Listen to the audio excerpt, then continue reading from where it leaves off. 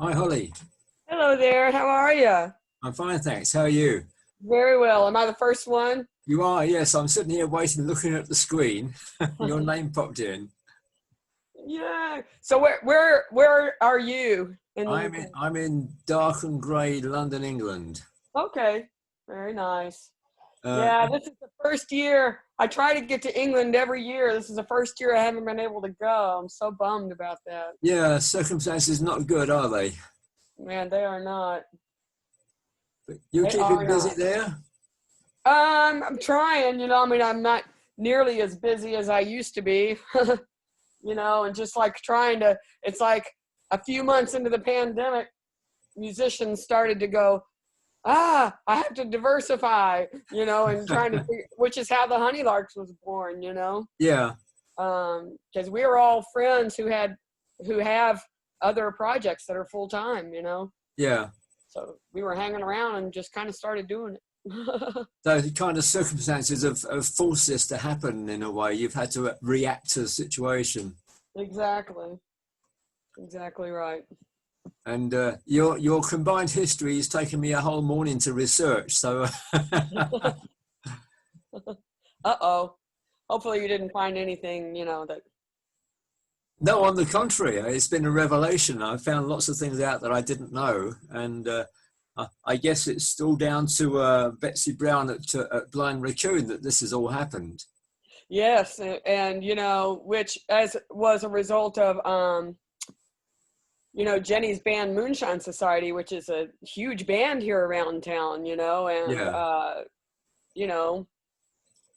she hasn't been able to do things with Moonshine, so Blind Raccoon took us on and put us on that sampler, and what a great sampler it is. isn't it just? Yeah, and that's why I've been investigating Jenny's band as well, and found some great tracks there as well, and. Mm-hmm. The revelation and your own work as well. You make that bass guitar talk, you really do. I do my best, It's so funny because from the minute I knew what bass was and what it was all about, I wanted to play bass, and I'm it's one of the things I really love about this group is that I'm just really primarily the bass player. I mean, of course, I do a lot of singing because it's a vocal group, but I get to have fun on bass. Oh, you do indeed, yeah. No, I've been sitting through all sorts of things on YouTube and filling myself with the pleasures of the Honey Larks. And you're like a typical bass player. You're sitting in the background. You're the engine room. You're driving it. I love it. You're fully absorbed. That's my thing. So before the others joined us, how long have you all been together? Just during the summer? We just started. What happened was Jenny Moonshine had a virtual gig scheduled, or actually had a gig scheduled that of course then went to virtual because the world is crazy. And so in the meantime, the guitarist in her band just went to Florida to ride out the pandemic with his family, and so she didn't have a band, and so she wanted to honor the date, and so she asked Carly if she could do it as a duo with her. And then they were like, well, you know what? We really need somebody that can play. Let's get Holly, and they asked me, and I was like, sure, I'll do it. And we, really quickly had to learn songs for this show. And we got up, just enough songs for that show. And we loved it. We loved it so much. And not to be immodest or anything, but it was like immediately, calls came in for more stuff. We were like, wow, okay, we're going to need to learn some material, let's learn some more material. Carly's coming in. Yep. So, and it's kind of been that way ever since. In fact, since we first started it, right now going into the Christmas season is the first kind of slowdown, and Honey Larks, we've been like, we're all going, wow, Honey Larks is going to take over our individual projects we've been working on for years and years, Yeah. Hi, Charlie. Hi, how are you? I'm fine, thanks. Holly and I are having a preliminary conversation here. Cool. I just told him the origin story of the Honey Larks and how, it was Jenny's band had the gig, and then Jenny asked you, and then you guys brought me in, and we've been doing it ever since, Yeah, it's awesome, actually. It's very, what's really cool about it is that so oftentimes once you become a professional, a lot of the things in music become kind of not scripted, but they become like a lot of business-like stuff, Yeah. The Honey Larks was a completely organically grown thing. We didn't plan on it. We don't even yet, really have plans for the future. We're just hanging out and seeing what comes next. And, it's just like the recording for Nip in the Air came about because somebody had some studio time that they canceled and offered it to me for free. Oh, really? So I was like, hey, Honey Larks, let's go in the studio. Well, what are we going to do? Well, we need a song. Well, it's in 2 days. Can we write a song? So true. We've been winging it, but like in an organic way. Yeah. Exactly. But it works like magic. It's very captivating, and you kind of get all the chemistry there straight away. Well, because we love each other so much. We really do. That's the thing. We love and respect one another. I think when you have other bands where it's like a collective, collaborative project, people step on toes because there's this energy like, well, obviously I'm better than you, or like, they have that kind of energy where it's like you kind of don't really respect the people you're working with. And we kind of loved and respected each other before we came together. So when we face like a challenging decision about something or something to discuss, it's always discussed with like respect and love, and not like, those are your feelings and screw you. Like, it's very loving. We're all here now. Woohoo! Yay! She's in. There She's she here. is. Woohoo! Hey, Jenny. How are you? I'm fine, thank you. I've just been catching up with your partners in the group. This should be mayhem. So I'll recap. Okay.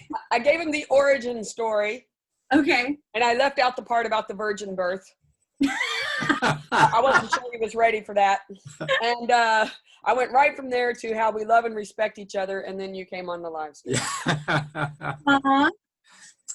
First thing I'm going to ask you, well, I'm just going to say to you ladies, I already mentioned to Holly about the fact that we've got Betsy at Blind Raccoon for bringing us all together here, that holiday sampler. I was looking for a track to play on the radio, and I was going to play a Christmas track that didn't have Christmas in the title. Because it kind of, there's enough time for that anyway. And I looked down and I thought, hang on a minute, Nip in the Air, this looks interesting. What can I do but play it, and not only play it but laugh with it and enjoy it and think, well, I don't know, you guys, I'm going back to the 1940s to a lady called Julia Lee. Do you know Julia Lee? Not familiar. She had like what you might call risque records at the time. Gently naughty, and she made a lot of money out of it. And I've actually got a CD here by her, Julia Lee. It was on Capitol Records and did very well. And that looked like Etta James. Write that down. I'll mail it to you so you can catch up on that. And then there's another one, Memphis Minnie, you'll no doubt be familiar with from Roots, and the Black Cat song. Where she's talking about stroking my kitty and talking about the cats, and all right, now you're in the sweet spot, my friend. Which is kind of what took my fancy when you universally went into in that lyric line there, the to my knees, and I thought these girls are in the right place. This is my kind of this is the kind of music that gets the attention for the right reasons. There's a gentle suggestiveness about it. Gentle? Uh-oh. We the were trying to knock outside was more people overt, wasn't it? But there you go. over. I think we wanted to like not be vulgar, but really, really captivate the energy of our group, because at our shows we have this girl chat banter where, you know, sometimes it gets a little risque. I would say I'm probably the most vulgar of the group. So when we were writing the song, the thing I was suggesting, they're like, yeah, we can't say that, Kylie. Well, we could, but nobody could play it. Well, this is, I was just going to say, the FCC would no doubt. Is there still FCC in the USA? Oh, yeah. Yeah, there is. Yeah, We have Ofcom here that, you know, it's just enough that people who are looking for a meaning in the record will find it. But people who don't listen for the meaning will think, oh, that's entertaining. And yes, so I was just, the other one thing, I was just playing through your Giving Tuesday interview on Facebook from a few weeks ago, which was, and the last song in there was a track by Susan Tedeschi, was it? I don't know what the title was. A nice slow blues. It Hurts So Bad. Yeah. Was that called I Miss Her So? I Miss Him So? I don't know what the title was. It hurt so bad. Hurt So Bad. Okay. Are you guys familiar with the track called Matilda from Louisiana? It was originally by Cookie and the Cupcakes out of Lake Charles, Louisiana. And if you listen to that on YouTube and then match it up with that Susan Tedeschi track, they are like twins out of a pod, and that's going to be your next single. How about that? Yeah, send us all of that. We definitely want to like check things out. Yeah. Well, you've got your roots in the right places. It's just a question of meshing the whole thing together, isn't it, to get the right result, which you've got the personalities to sell it as well. Oh, thank you. Well, I think, you know, our common bond here is roots music, but we're all coming from different places. You know, my heart is more New Orleans, funk and blues, and Holly has a very diverse background in rock and some harder hitting stuff, and then Carly is coming at it from traditional and contemporary blues. And so if you mesh all those sounds together, it works. You wouldn't necessarily think all of that was going to be so harmonious, but it just really works well for us. Oh, so it's the chemistry of the personalities, isn't it, that mixes it together? That's right. Yeah, I love them so much. What I was going to say to you, Jenny, you're on the record as Black Betty. The name change was why? You just wanted to have a different persona? That's a good question. So my stage persona has been Black Betty since the early 2000s. I went to college up in Boston at Berklee College of Music, and I was starting to play with some bands up there writing original music. Simultaneously, I was making friends with students who were going to art school, a lot of us artsy kids all finding each other. And there was this really fun gal named Amma who went on to become a very well-known pinup photographer in LA, but she was just starting to build her portfolio. Yeah. And she was looking for models. I was looking for free photos for my band gigs, my band posters. I started talking to her. And just like in burlesque, how women tend to come up with stage names because they really want to separate maybe their day life from their nightlife. Yeah. The same. And I just wound up keeping the name because so many people associated what I did on stage later with that character and that name. Okay. And yeah, for me, you know, different performers approach being on stage differently, but I do put on a persona when I step out in front of an audience. Oh, yeah. Yeah. She's a little ballsier and she's a little braver than I think in my day-to-day life. She's a little bit more scandalous and wears a little bit more clothing than I do in my day-to-day life. So it just kind of takes over for the show. So that's Black Betty. It's kind of a Dr. Jekyll and Mr. Hyde, but not quite so extreme as that. And I noticed you've done a YouTube clip of Honey Larks with You Don't Have to Buy Me, which Carly very kindly sent me on her own EP. So is Carly's material kind of morphing into group material now as well?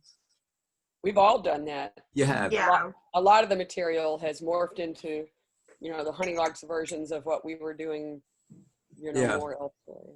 Mm-hmm. And some we lovely still harmonies have on, our on own the separate charity thing. There's project. some great harmonies there.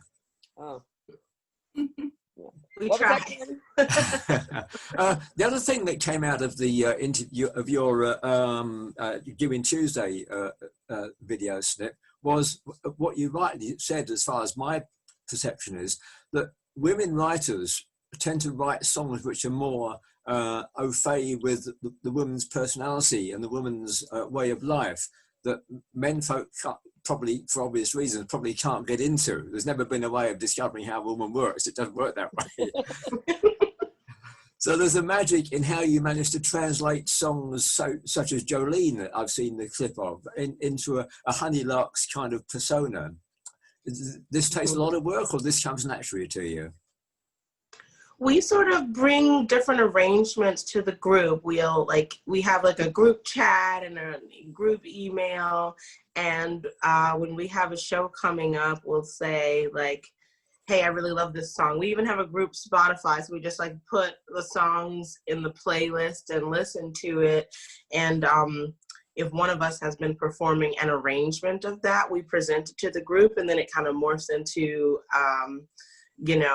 what our interpretation of that is. And so we very organically, share leadership in that way and bringing different material to the group. And we're all really open to everything. There's a song we didn't get to perform at the holiday show that Holly brought to us because she thought we wouldn't, it wouldn't be our vibe, but we love it. It's a tune called Johnny Jingo.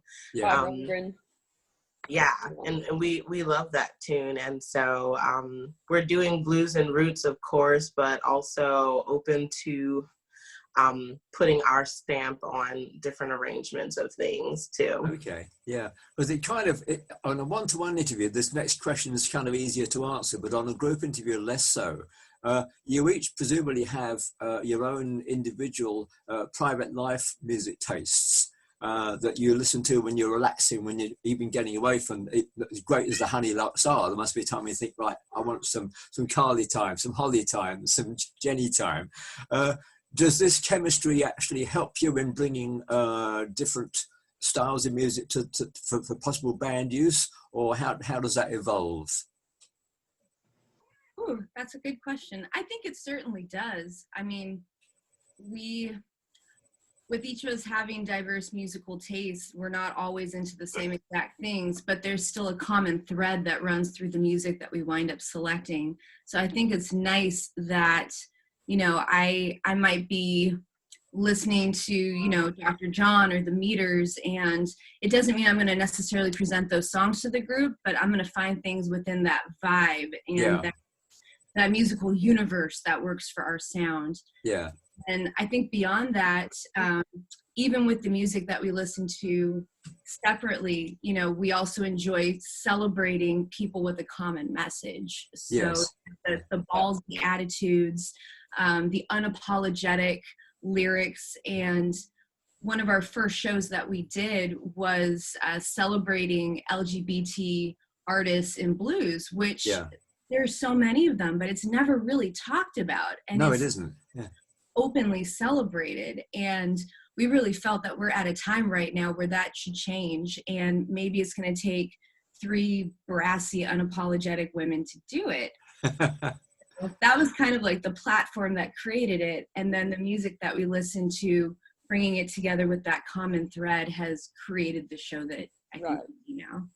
Well, how I like to look at it is that, especially my background is very different from even Carly and Jenny's, I mean, I was so glad to do this because I come from a lot more rock background, and even prog rock, I mean, that's just where I come from.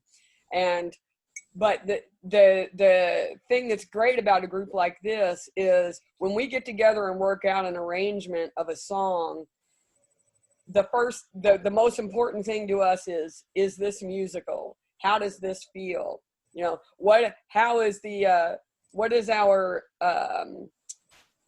persona of this song that we're trying to get across? And so the songs come off musically because of that, You know, it's nice to be able to come in and go, okay, I have no ego about this song because I didn't know it before we started doing it. Let's make it into some good music, you know. And so that's a really great thing. We don't have to think about, well, it should have sounded like so-and-so's arrangement, or, you know, we don't do anything. No, you have to make it sound like your own arrangement rather than borrowing overmuch from others. Because it's going to, I mean, let's face it, it's not going to sound, you know, like when we did the Todd Rundgren song or the Susan Tedeschi song, we're not going to sound like them, especially we don't have a drummer in the band. No. You know, it's a very organic, pared down kind of sound already. So, you know, I mean, to me, that's the reason why that I enjoy the band so much. You know? And it works for the listener, for somebody like me who hadn't even heard of you until like a fortnight ago. And then I've been catching up on video clips, and I see Carly at the keyboards, and I see Holly at the back at the bass, and I see Jenny sort of doing supplementaries on the guitar and then vocals and kazoo. Kazoo on yes. When I first heard that, of course, it sounded like an out of tune sax. But then you see the video and you realize what it is and how it fits in with the concept of the record. Don't all saxophones sound out of tune? That's a different conversation. We won't. I'm just so that's great. So we've now got how you evolve everything. And another source I might point you at for future repertoire in this kind of naughty but nice kind of vein is some of the early material by somebody like Dinah Washington is worth listening to. Something like Big John Blues or the Big Long Sliding things which, it depends on how you look at it, you can interpret in any kind of way. Yeah, there's a lot there to listen to and perhaps to use again in your future repertoire searches. Absolutely. No, she had some really fabulous songs, and that tongue-in-cheek humor of the punny lyrics that I think somehow disappeared in modern blues music. You know, you still get it tidbits, but back then it used to almost be expected. This is how we're going to get across these lewd comments, and we're not going to be censored. Now I feel like people are less creative when they're writing songs and they're writing lyrics. They're not going for those intelligent punny jokes anymore. Yeah, oh absolutely, yeah. Is DC a hotbed of sort of contemporary blues with you ladies all having been it's working that way? We just happen to be part of the blues scene, so we're a little bit incestuous when we came together. So Holly plays bass in my band, and we also worked at a music school together where Jenny also worked, and sometimes I do backing vocals in Jenny's band, and then sometimes Holly plays subs and plays bass with Jenny's band, and so we have this like little circle of connection and really tight knit. But the music scene in DC is actually pretty cliquey.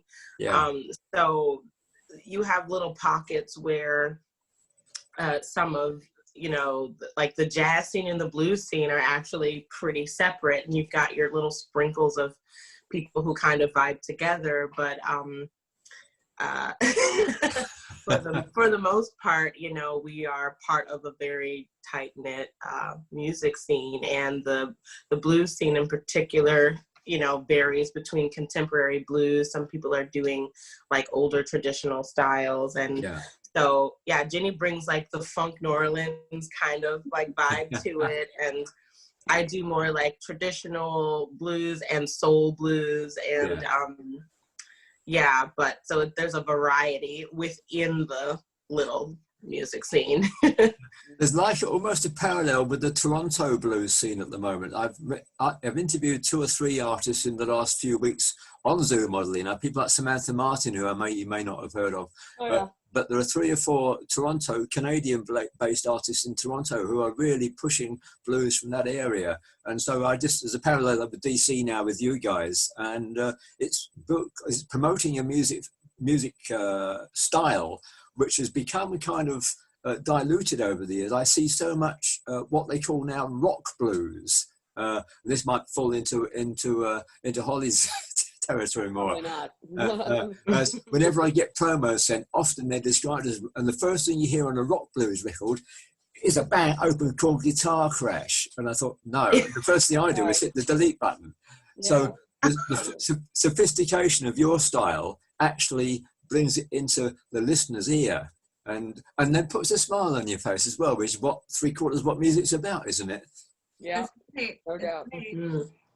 Yeah, it is a pretty vibrant scene here for blues music compared to a lot of other cities of this size. You know, part of why I moved to the DC area was because I was meeting people in the blues scene here. And you can make a living as a musician in the Washington, DC area, which Yeah. is hard to say all across the country, let alone all across the world. I think maybe the blues scene here is a little underground. Like, you got to know the clubs that offer it. Yeah. But the ones that do are very committed to making sure that this scene has a place to present itself. And the Yeah. fans that love blues around here, I mean, they're out every weekend bouncing between shows. It's pretty great. Oh, that's Yeah. good. So there's a lot of it going on, but you're just going to know where to look. And this is the same from a radio perspective. I'm in the UK here. We've got a thing called the IBBA, the Independent Blues Broadcasters Association. And I'm getting, in a nice way, flooded with promos. And this is how your tracks came to me. But then I find a Carly Harvey EP I hadn't heard about. And I think, wow, this is... So I played 2 tracks last night on the radio on one station. And people suddenly think, who's that? Because people don't...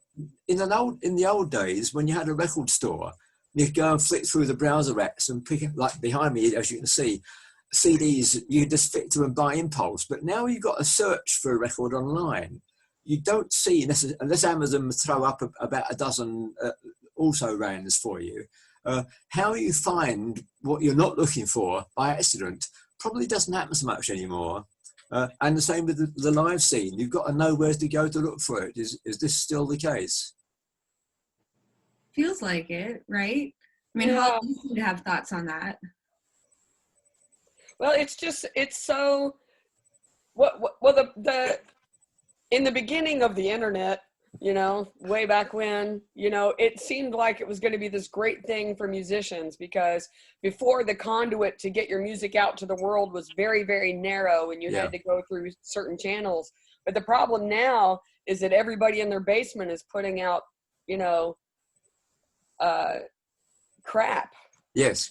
You know, so it's like now it's overload. It like went from one way to the other, where, you know, there's so much great stuff out there, but there's as much crap, and it's really, really hard to wade through it all. So, you know, the experience of, and I could probably speak for all 3 of us who prior to COVID were like the hardest working musicians. I mean, it was pretty common for us to play 300 shows a year before COVID, you know, and to be able to do that from our base here. But all of that to say that, you know, in your off hours, when you want to listen to new music or it's like, man, my ears need what am I going to listen to, and where do you go to start, you know? And it gets to be cumbersome to like go, okay, what am I going to wade through to find something that speaks to me? Yeah. You know, and so that's another reason why I love the Honey Larks, is because I'm learning a lot of new music that I it's already been vetted by people whose musical opinions I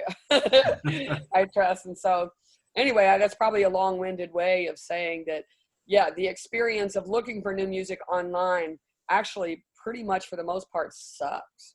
Yeah. You know, the whole experience. Like mine. Yeah. So, which brings me to the next and key point for you guys, or you ladies, is what's next? You're gathering repertoire for an album, hopefully. That would, I think, be the next step for us. You know, Nip in the Air was our first original song, and we did it pretty quickly. You know, this group has only been together since COVID started, believe it or not.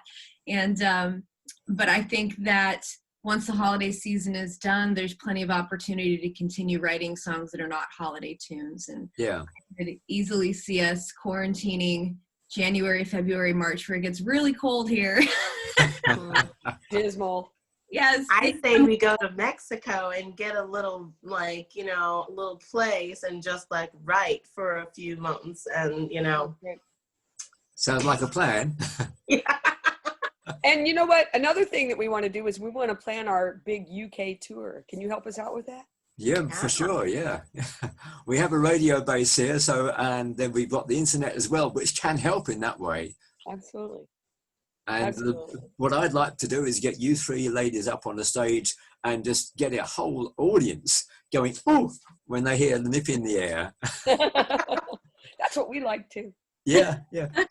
Ladies, I'm going to have to bring it to a close now. It's been a delight talking with you and laughing with you, which is probably more important at this stage of life. Thanks ever so much for your time. And I shall be giving great pleasure in playing your music on my radio shows and hopefully taking you to a wider audience, certainly in the UK and hopefully in Europe. Thanks ever so much for your time. Is there anything else you want to tell me that I haven't asked you about meanwhile?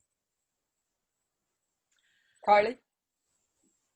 Not that I know of. Just thank you so much for your time, and like we appreciate you playing our music and, you know, feeling like, you know, moved to like reach out to us because you like the track so much. So we're so happy that, you know, the song's getting airplay and that you're someone who's supporting us and our music.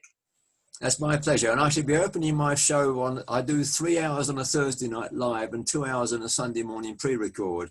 So my Thursday night show from now to the new year will open with Nip in the Air. So I can... Oh, fantastic. Ladies, thanks very much for your time. Enjoy the rest of your day and enjoy your weekend. Thank you. You too. Thank you. Bye. Bye.